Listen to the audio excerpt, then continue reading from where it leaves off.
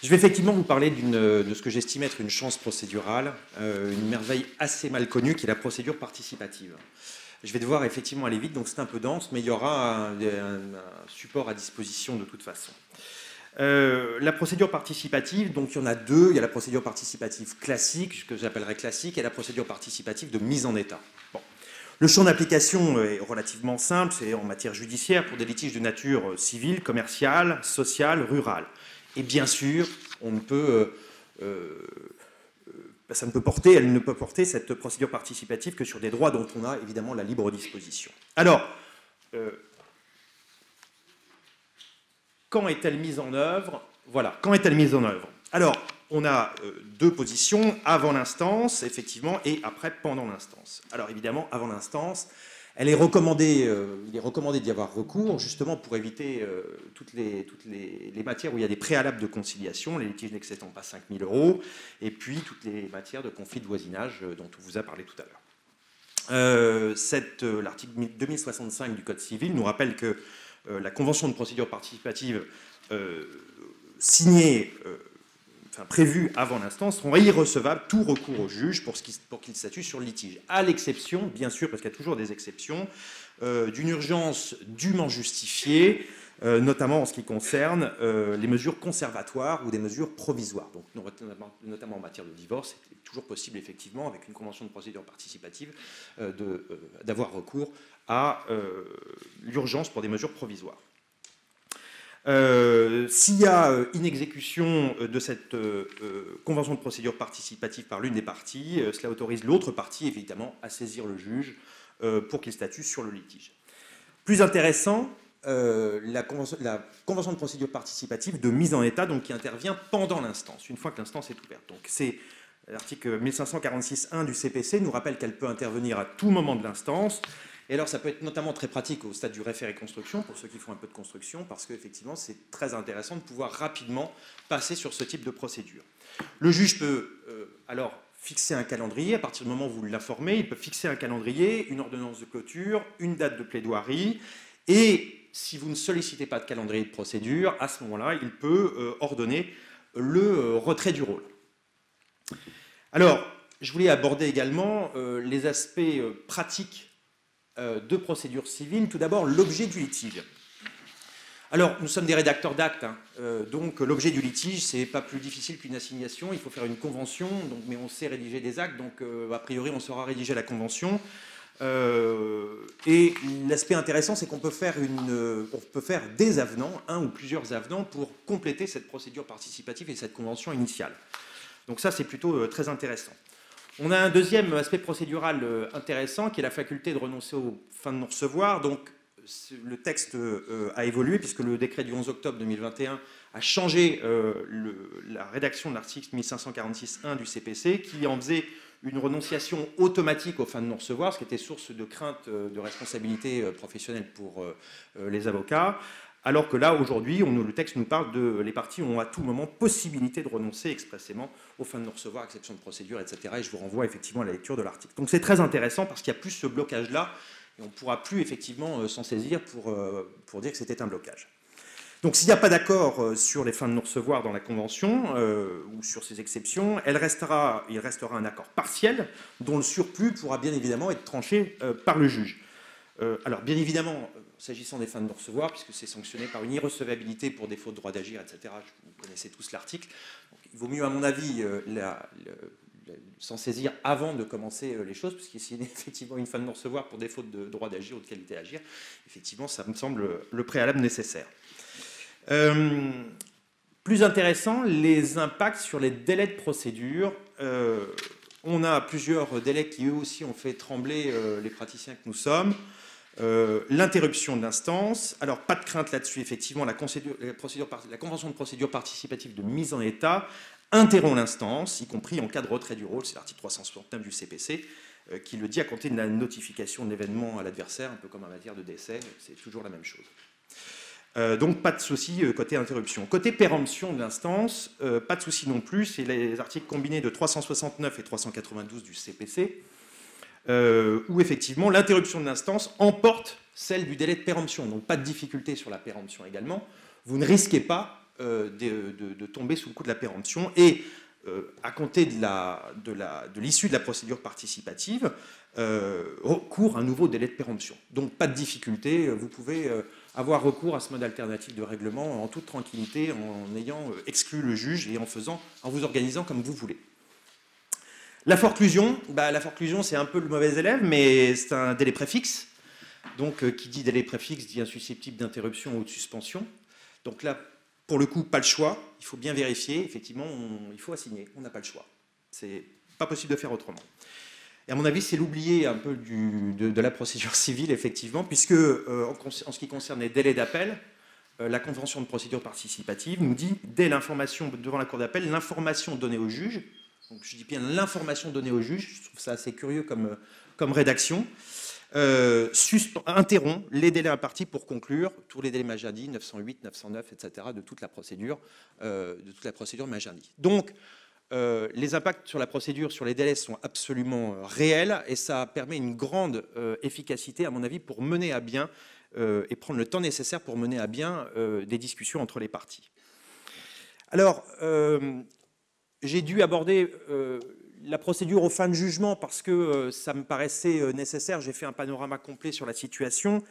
On a deux issues qui sont prévues par le législateur, donc soit l'homologation d'un accord ou de jugement après tentative de résolution amiable, soit une procédure de jugement après convention de procédure participative de mise en état. Et à chaque fois, il y a cette dichotomie, procédure participative et procédure participative de mise en état qui sont traitées différemment dans des titres différents du Code.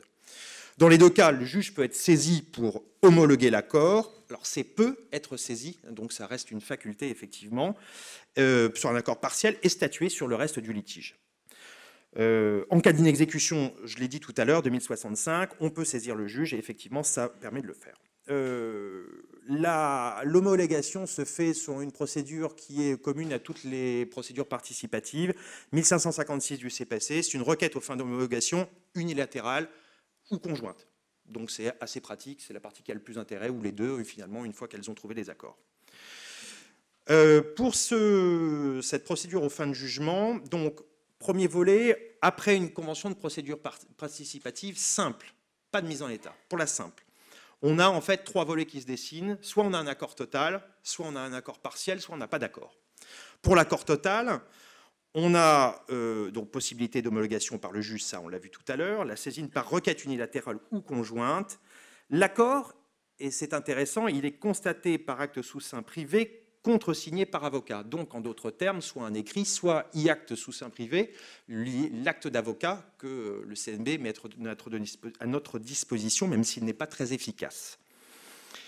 Le recours à la convention de procédure participative, cet écrit doit être transmis au plus tard à la date de l'audience à laquelle l'instruction sera clôturée. Donc, en fait, il faut s'organiser pour qu'une fois qu'on a fait cette convention et qu'on y arrive avec un accord total, eh bien, on l'apporte dès que c'est fini au juge pour pouvoir bénéficier de délais intéressants. Puisque je rappelle qu'effectivement, il y a la possibilité de demander ordonnance de clôture ou tout de suite de revenir pour avoir une fixation, et on verra que c'est une fixation prioritaire. L'accord partiel et le jugement du différend. Alors, la convention de procédure participative fait office de mise en état. Donc, on ne va pas revenir devant le circuit de la mise en état et de se faire envoyer, même s'il y a parfois une possibilité, on le verra tout à l'heure, de revenir dans la mise en état. S'il y a un préalable de conciliation qui est imposé par les règles de juridiction, l'affaire est directement appelée à une audience pour y être jugée. C'est le texte de 1558 du CPC qui nous le précise. Donc, une audience de jugement.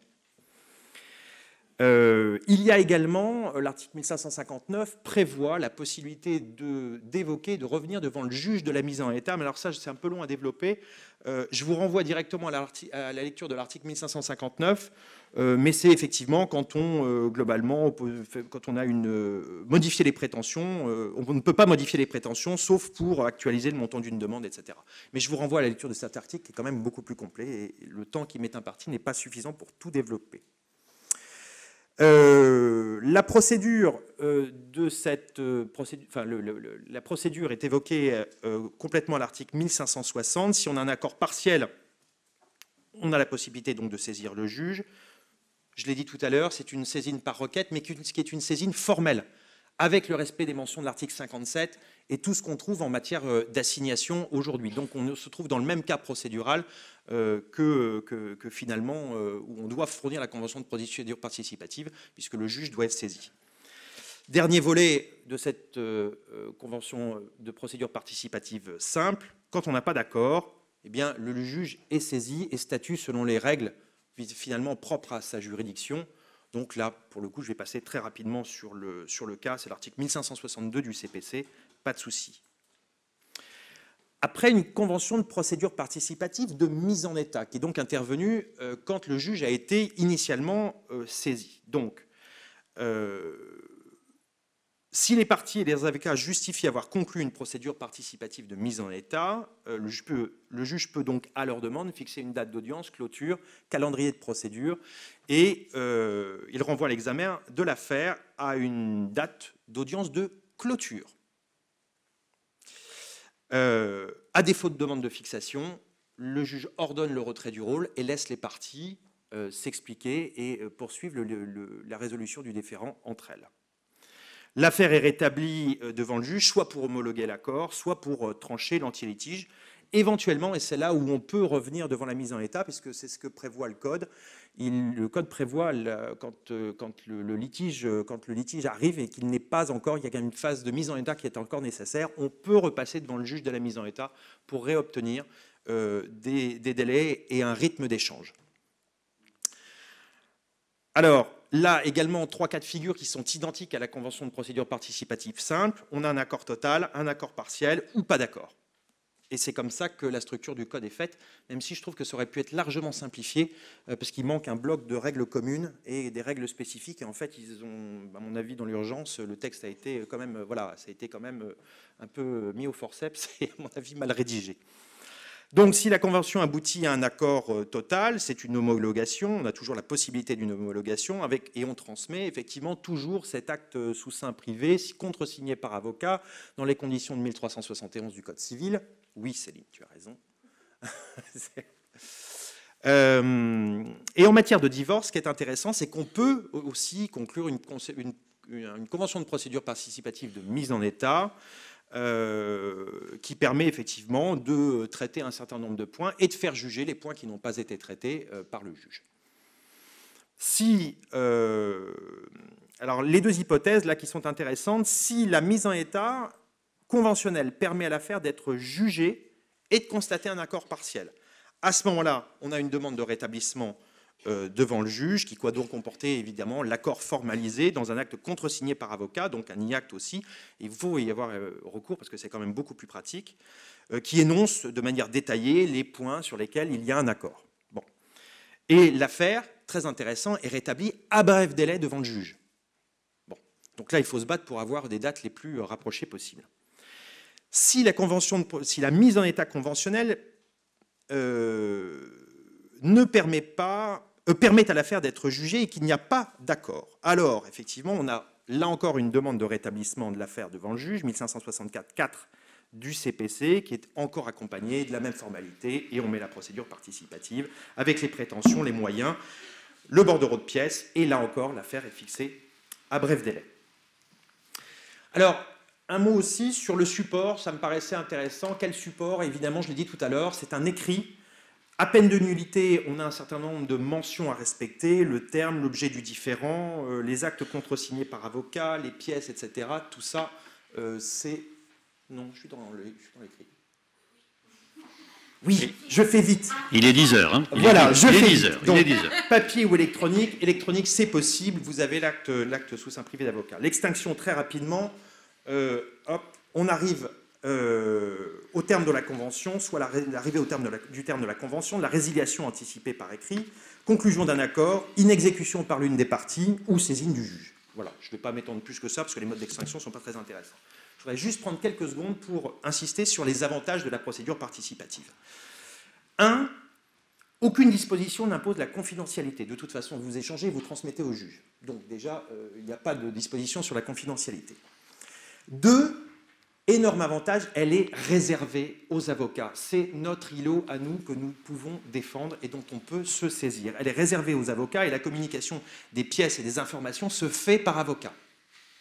Donc, attention effectivement aux sociétés commerciales qui viennent butiner un petit peu partout dans notre territoire. Nous, là, on a la possibilité de le faire et de le réserver à notre profession. C'est une alternative réelle à la médiation. Effectivement, par exemple, je m'entretenais avec Corinne Thomas-Bézère du barreau de Marseille qui me disait qu'effectivement seulement 10% de succès pour les médiations ordonnées par le tribunal. Donc c'est quand même assez peu, c'est très peu important. La convention de procédure participative peut permettre de résoudre. Autre innovation sur laquelle je voulais intervenir, le décret du 11 octobre a rappelé, notamment en matière de construction, que le rapport d'expertise pour lequel il y avait un recours, les parties auxquelles avait recours le technicien, enfin pour le technicien désigné pour la convention de procédure participative, il vaut rapport d'expertise judiciaire. Donc maintenant, vous n'êtes plus soumis à l'aléa du juge, au juge de la au juge chargé du contrôle des expertises, qui va vous dire oui, et vous allez trouver la provision trop chère, et donc effectivement, vous ne pouvez pas la contester, etc. Là, vous vous organisez comme vous voulez, vous prenez le technicien que vous voulez dans votre ressort ou hors ressort, et une fois que vous êtes entendu, si vous avez envie de le changer, vous pouvez le changer, et vous êtes absolument libre d'organiser ça comme vous voulez. Donc, à mon avis, en construction, c'est une vraie chance, compte tenu des difficultés que tous les praticiens rencontrent en construction. Je ne pense pas être le seul. Donc, on n'est plus esclave du tribunal, on n'est plus esclave du calendrier de procédure fixé par le tribunal, des audiences incessantes à revenir, à discuter et à saisir pour des extensions de mission. Vous faites exactement comme vous voulez. Et au dernier avantage, j'en ai parlé tout à l'heure, suspension des délais Magendie. Je pense que quand on est un peu court, convaincre l'adversaire pour suspendre des délais impérieux à peine de caducité, ça peut être très très important. Voilà, c'est pour ça que j'estime qu'aujourd'hui c'est une merveille méconnue, mais qu'il faut s'en servir. Voilà, merci beaucoup.